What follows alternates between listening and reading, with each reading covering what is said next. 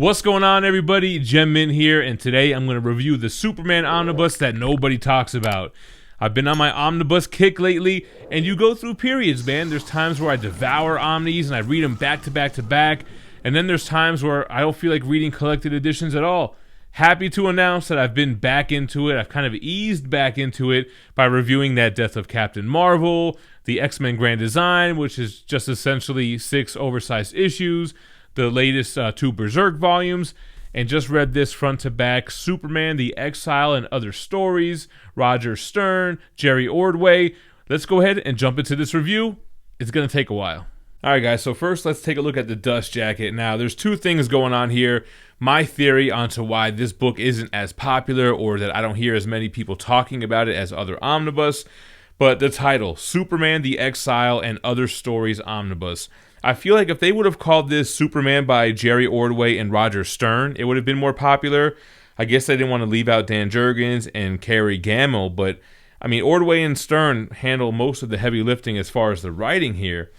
And then the art on the dust jacket. Now, it makes a lot more sense after reading the story, and then we'll get to like what all this is, like what is this mask. But Superman looks weak. There are so many stronger panels that they could have used for the dust jacket that I think would have made this more attractive. Here's the spine here, which is okay, and the back. So this is a common theme, and this is from like one of the last issues in the omnibus, and it's also used for the hardcover as well. But that kind of like silhouette of Superman. This is a, where's the price tag on here? $125 book. Collects Adventures of Superman 445 to 460, Superman 23 through 37, Action Comics 643 through 646, and Action Comics Annual 2. Although the way that comics were written during this time, which I believe this is like 88, 89, it's the story would continue. You'd have action, then Adventures of, and then whatever. You know, it wouldn't flow all through one title. Here's the inside, kind of a little brief synopsis of what's going on in this book, some biography on the creators. Now, the hardcover itself looks great, man. I made a post of this, reading it on Instagram and in my Facebook group, and everyone was like, is that a custom dust jacket? What book is that? Like, it's so much more appealing because, look, Superman looks strong. Even though it's just a silhouette, I think that's where they kind of dropped the ball on this book, man. All right, so let's jump into this. See, this theme is going to be throughout. It's actually like on the back of every cover. Here's our table of contents. So you have all the different issues. Yeah, 88 and 89. Here's an introduction here. This is by Jerry Ordway. And then we start off with Adventures of Superman, issue 445. Right away, I love the big oversized covers that they give us here with the trade dress, just like you picked it up off the stands. And like I said, on the back of every cover is like one of these silhouettes. So we wake up with Headhunter. You got this homeless story, this guy who is kidnapping homeless people. And then we get introduced to the supporting cast. You have, Jerry White, who's the editor, Jimmy Olsen. You have Kat here, who, it doesn't really age well. They go in on her about like being a single mom and having an alcohol problem. It's kind of like, dang. Jimmy Olsen's kind of into her, but she's kind of a flirt and a tease. She really kind of likes Clark. But she wants to prove herself as a good reporter. Right now, she's just like an anchor woman or something like that. Then we get introduced to this version of the Brainiac. This version of the Brainiac has been imposed into this human character named Milton something. I'm sure we'll see the name here pretty soon. There it goes, Milton Fine. But then he ends up going by a different name, his kind of alien name, if you will. But he plays a part. Jose Delgado plays a part. He was previously the vigilante known as Gangbuster, and that plays a huge role in this story, and one of the reasons why Superman decides to exile himself. So we finally get Superman, and I'm thinking, man, I already have low expectations in this book. I'm thinking I'm not going to like it because there's so much going on that's not Superman, but you know what? I did kind of just go through it, and I really got hooked into the whole world, this whole world of Metropolis and the Daily Planet and the supporting cast. This guy who was stealing the homeless people ends up kidnapping Kat, so she ends up becoming like a damsel in distress. Jimmy Olsen goes to save her Superman, but more importantly, the Brainiac character, which is kind of throughout this whole omnibus. Now we're starting to get a lot of Superman stuff, and I love the artwork. Late 80s, early 90s Superman. Love it. This is before the death and return of Superman, which I definitely plan on reading next. And that's just the first issue. Then we get into this issue, Superman 23.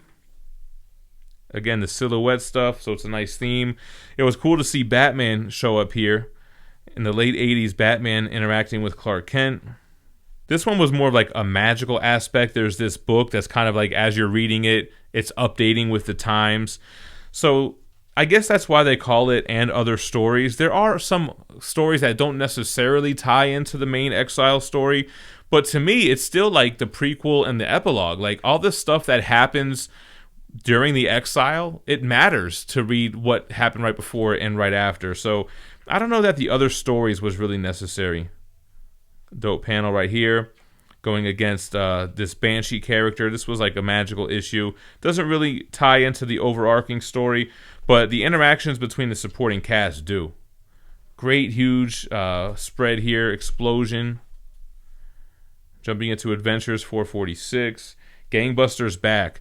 So guys, this is a huge part of this omnibus. Gangbuster's back, but it's not Jose Delgado. Jose Delgado has been paralyzed from being shot as Gangbuster. I'll get to the Gangbuster stuff in a little bit, but one of the main reasons why Superman exiles himself is because his guilt over killing Zod. He kills Zod and the other two Kryptonians because they committed genocide on a planet in a pocket dimension, killing 5 billion people.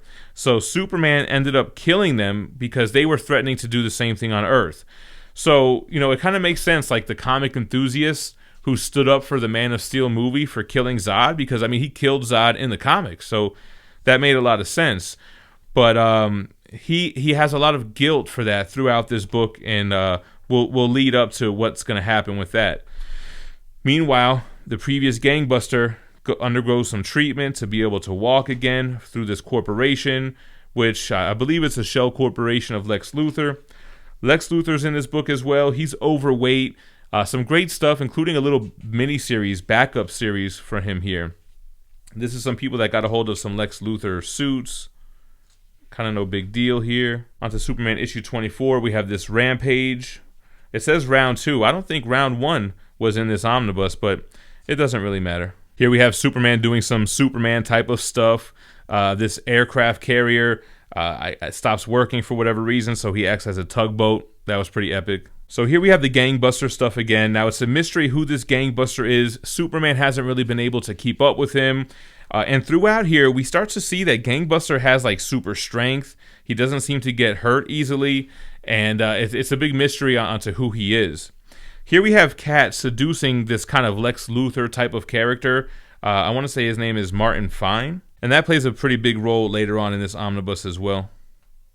Here's more stuff with Gangbuster. So here's one of those teases. He gets a bottle to the face and he just eats it. It doesn't even hurt him whatsoever.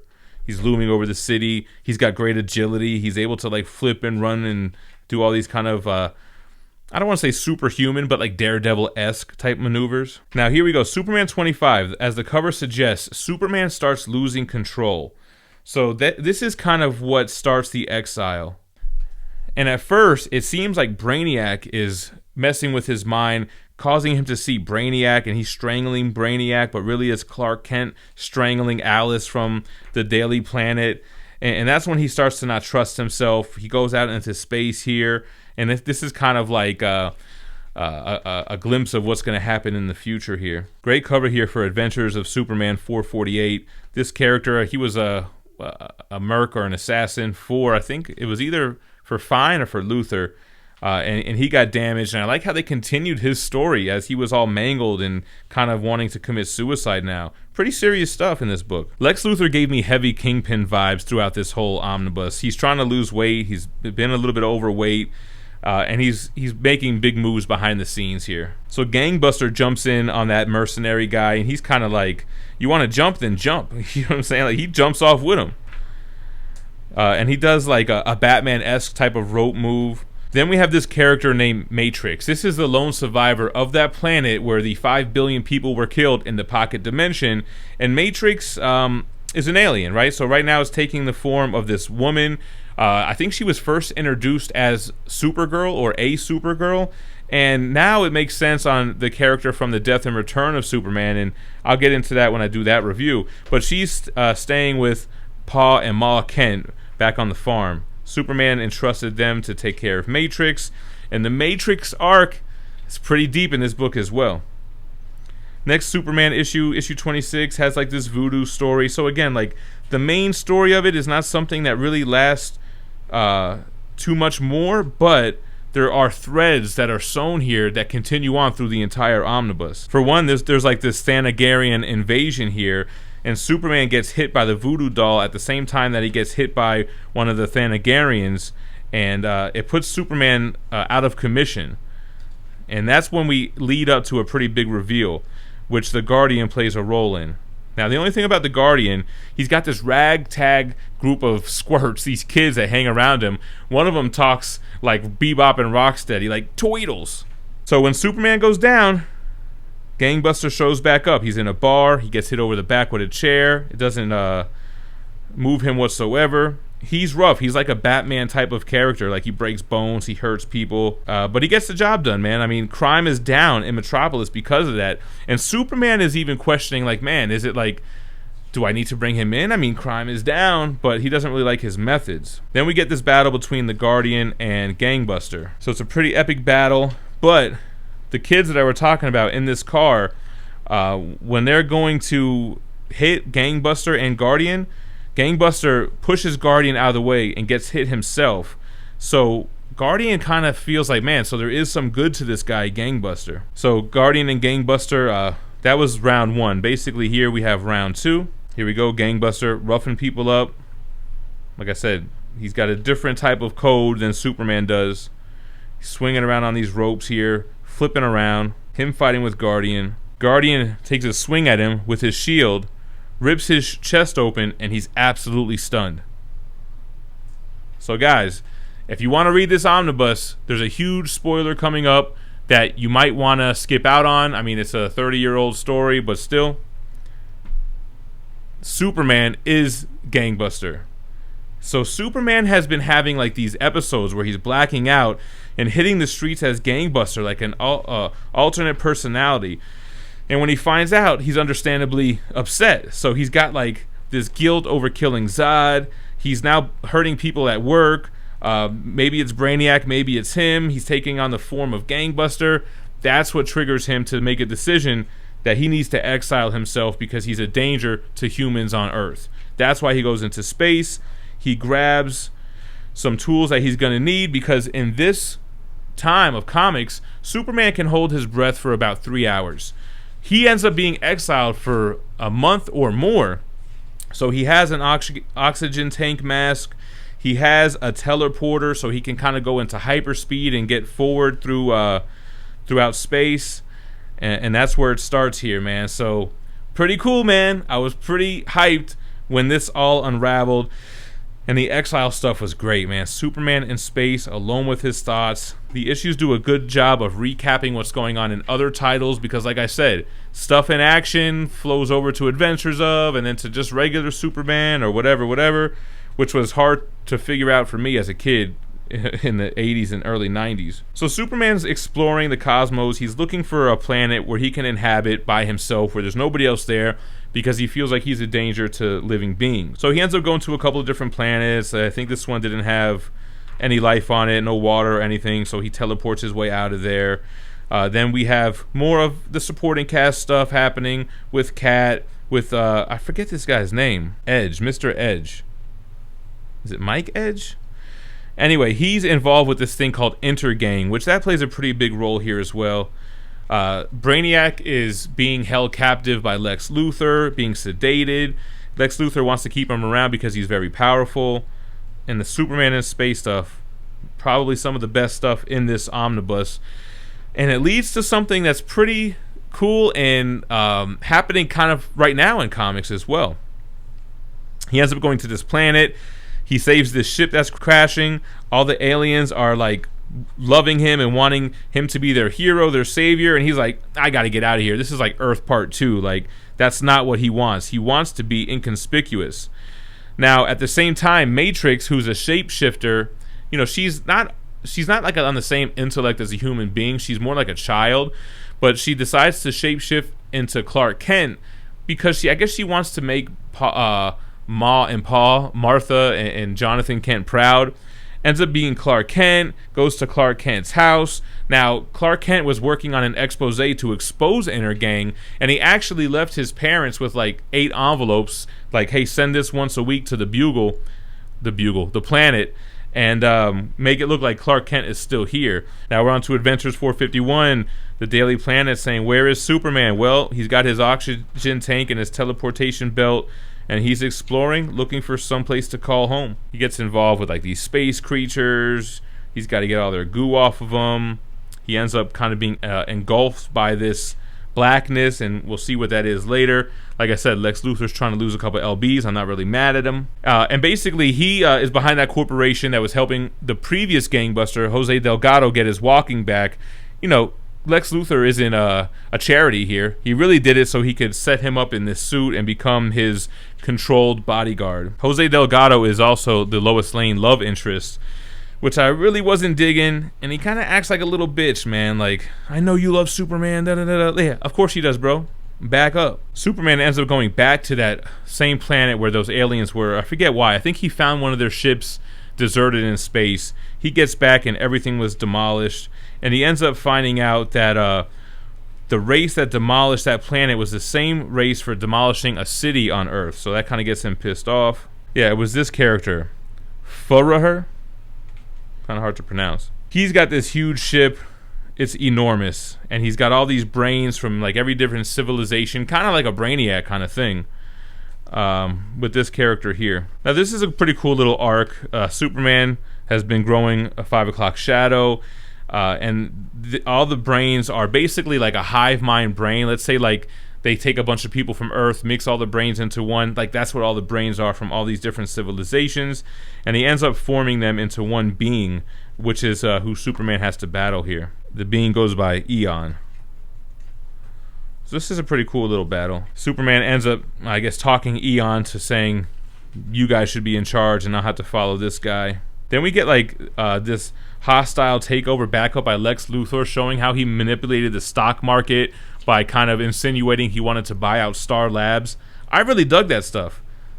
This space stuff is amazing, man. I love the whole Exile story, and I don't mind the prequels and the epilogues either. Superman finds a planet that has wheat. He actually hangs out here and chills for a little bit, but the weather is like super erratic and ends up like flooding his little town. He gets super upset, starts batting at an asteroid belt, and then here's the backup story with Lex Luthor. Like I said, it was a pretty interesting story. I was into it. So Superman Phantoms of the Past, he's still dealing with the guilt. Like he's basically got to get over killing people to get well. Like that's the whole thing here. Like he can't really go back to Earth until he realizes who he is, that he is a good person, that he killed Zod and he killed the other two, but he's just got to basically get over it. Then he gets abducted by some people who take him to War World. So that's where I thought this was super cool on how we're seeing Superman in War World. That's where he is right now in modern day comics. So we're seeing it from the late 80s perspective. This was kind of a little Mixoplitzik or whatever issue. It was kind of a filler issue, but it still matters. Like the stuff with Luthor and all that stuff kind of rolls over, especially the backup story, like I said, telling that whole hostile takeover story. So here's the beginning, Warfarer. The aliens kind of poking and prodding Superman, realizing he's a Kryptonian, realizing that he's something special and that he kind of needs to go into the ring right away. Kat, she's still kind of getting the insider scoop on the Intergang stuff. The guy thinks that it's Martin Edge, I think, that she wants to date him. She's got her punk kid in the back. Then this is Matrix as Clark Kent. We get a run into Bibbo. I first was introduced to him during the Death of Superman arc, and I guess this is where he first becomes like Superman's biggest supporter. But Matrix as Clark Kent running through the city, little naive, getting into trouble. And then we have the Mongol stuff here, who is obviously the ruler of War World, bringing Superman to his feet, and they're going to force him to fight.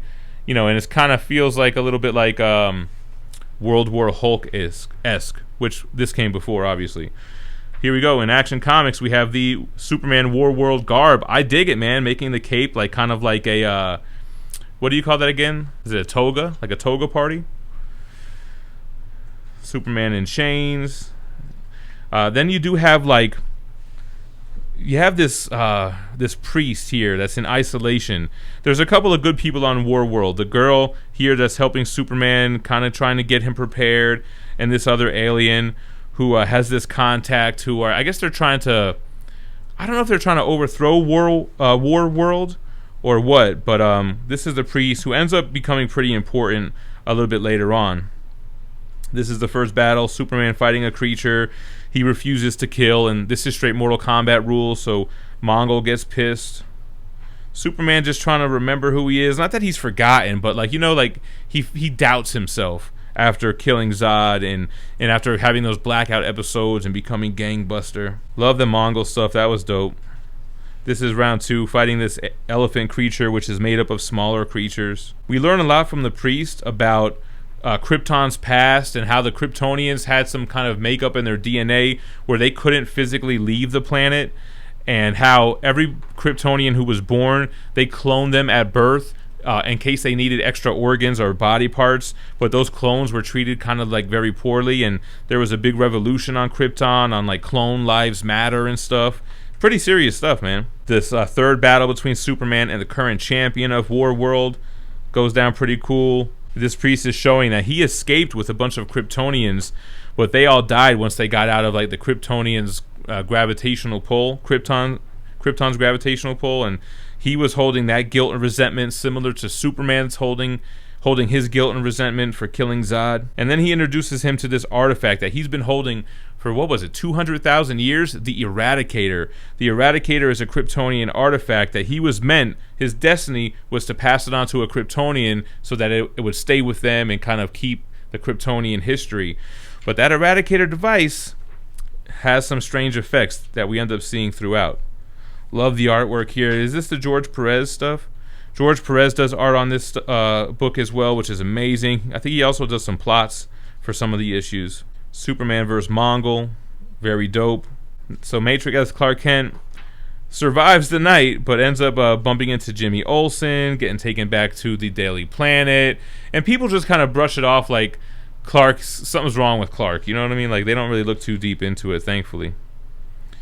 The priest passes on. He gives Clark all the knowledge that he needed. We have one last showdown with Mongol, and Clark uses the Eradicator to teleport himself back to Earth because now he remembers who he is. He has like a kind of a deep talk with the priest and flashbacks with his father Jor-El. War World is not really a planet. It's really like a Death Star. It's a big ship. So the people who really run War World, they were kind of tired of Mongol's stuff anyway, and they were ready for a replacement. So I think it's the champion that Superman defeats who ends up ruling War World at the end of this arc here. This is a clueless Matrix, not knowing what's going on, not knowing what anything is. You call her or him Four Eyes, and it's like, I only have two eyes. You know, kind of very like, I don't know what you would want to call it. Lois Lane doing her thing, trying to talk to Clark, but it's Matrix, and he doesn't really know how to talk to her. The Eradicator kind of like works with the Kryptonian. Like, if he wishes something, it'll happen. So like, it gives him this Kryptonian garb. Oh yeah, that's why. So Mongol gets bested by the champion, and that's why he ends up taking over. So this is where Superman gets his costume back with a stronger cape. The priest didn't die yet. He ends up dying shortly after this. But this is where he basically becomes Superman again. Yeah, so here's where he dies after he like passes on the Eradicator. And Superman's going to finish up the stuff on War World and get back to Earth. Here he is. So he kind of wishes to be home.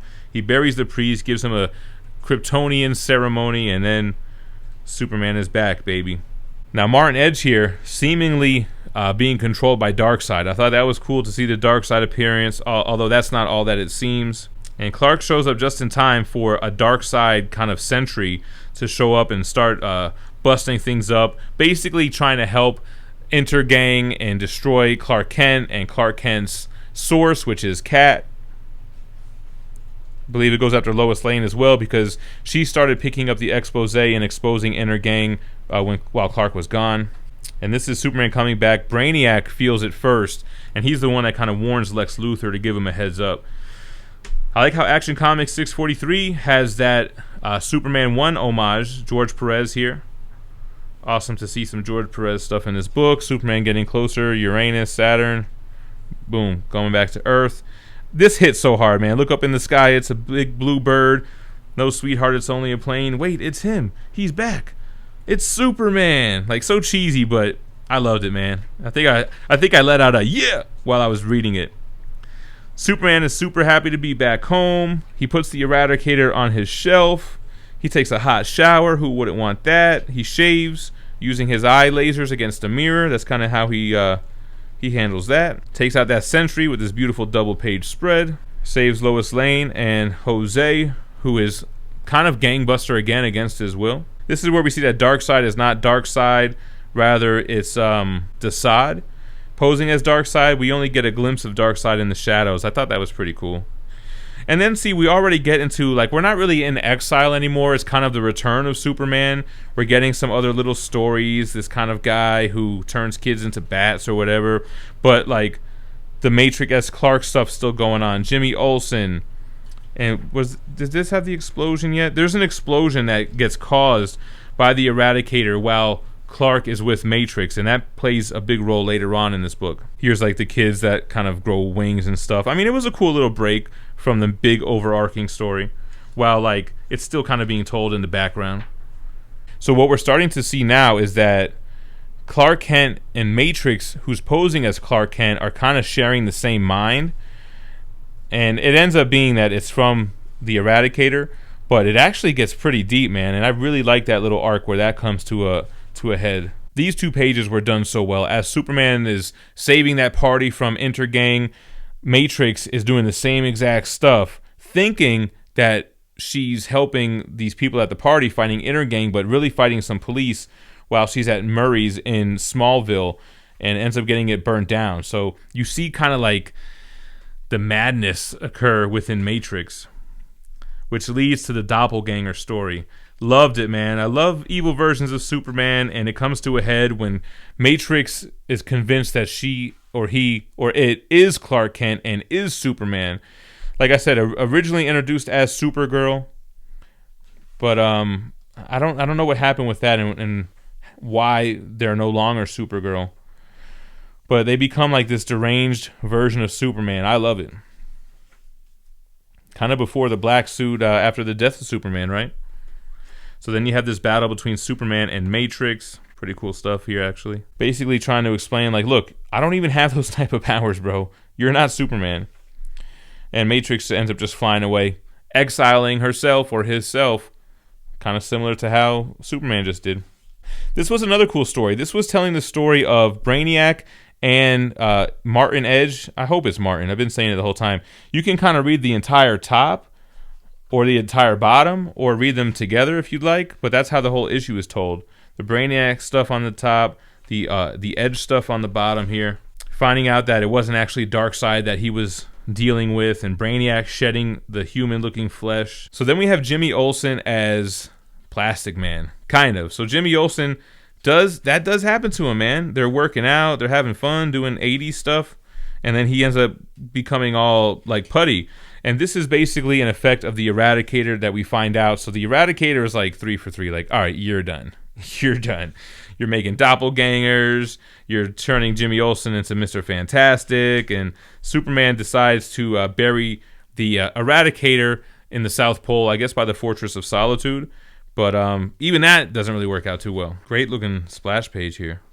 Superman helping clean up after superhero destruction. It was pretty funny how they touched on that. So here's the Antarctic Solitude. So like I said, he's got to get rid of the artifact. The Eradicator has been nothing but trouble. They're trying to figure out what happened with Jimmy Olsen. I wanted to speak on this panel when it first showed up, but that interaction, I think, is what ended up changing Jimmy Olsen's DNA, because Superman was so happy when he first got back to Earth. he picks up Jimmy and kind of, you know, hugs him or whatever. So he kind of puts the Eradicator in this rock and throws it in this deep hole in the Antarctic. And here's kind of that scene right here. But that's not the end of the old Eradicator, is it? This was a cool story about beings that visited the Earth eons ago. They buried something there, and the continent ended up becoming Antarctica. And it starts to rear its head here as well. And it's this big, like, Tremors worm that Superman has to fight. And this is the issue where all the silhouette stuff come from. Here we go. So pretty cool battle here between Superman and this large worm, and that's pretty much the whole issue. Well, what matters is he meets these scientists, that becomes important, and the Eradicator unearthed because of that battle. Here's kind of another glimpse of the Guardians' ragtag group of kids with that same type of car that we saw earlier when Gangbuster, which was really Clark Kent, shows that he's actually, like, you know, a good person. At this point, now Jimmy Olsen is super pissed at Superman because he keeps dragging him everywhere. It's his fault that he's got this altered DNA now, and Superman keeps dragging him here and there, leaving him with different type of aliens and doctors and people that are poking and prodding him, trying to save him. And Jimmy Olsen kind of acts like an asshole, though, and he really resents Superman. And towards the end of this omnibus, they're not in a good place. And then the last thing with the Eradicator, this is the last couple of issues, it ends up, like, growing and kind of building this Kryptonian structure, builds robots to help build it, builds mind control devices to control those two scientists that we met at the end of the other issue here. And this is kind of where this omnibus ends off. Like, it's got this huge pillar, it's deep down into the earth, it's going high into the sky. It's essentially trying to make Earth like what Krypton was and make it to where it inhabits the mind of every human and makes it so that they can't leave the planet as well.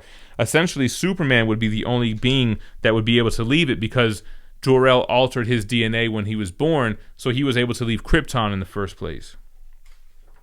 And that's where it ends, man. It ends with this pyre. I don't know what happens with it after that. It gives us a sketchbook at the end here for just a couple of pages, which is cool. But now let's get into final thoughts. Alright guys, that was everything that happened in Superman the Exile. Does it get the Gem Mint seal of approval or not? So I thought going into this that it wasn't going to get it. I thought there had to be a reason why nobody talks about this omnibus. I never hear anything about it. People ask me about it all the time, and I hadn't read the material yet. I jumped into this. I absolutely loved it. It definitely gets the Gem Mint seal of approval. I love seeing, like, the pre-Death of Superman, but not too far ahead. Not like we're going back to the Silver Age or the Bronze Age even. Still Copper Age Superman before Doomsday. I would love to get that gap of 40 to 50 issues between this and Death and Return of Superman. I think I'm going to review a couple of smaller books next, but the next big omnibus, I want to reread Death and Return of Superman. I've read Death of a million times. The Return, not so many times. I don't remember everything from Reign of the Superman or from Funeral for a Friend, so I'm going to do that next, but I'm going to do some smaller books because it's going to take me a few days to knock that out. So I'm probably going to read and review Spider-Man by Todd McFarlane, try to drop that in time for No Way Home, and give me some suggestions, some omnis that you'd like to see me review down below. Appreciate you guys watching. Stay minty fresh. Peace.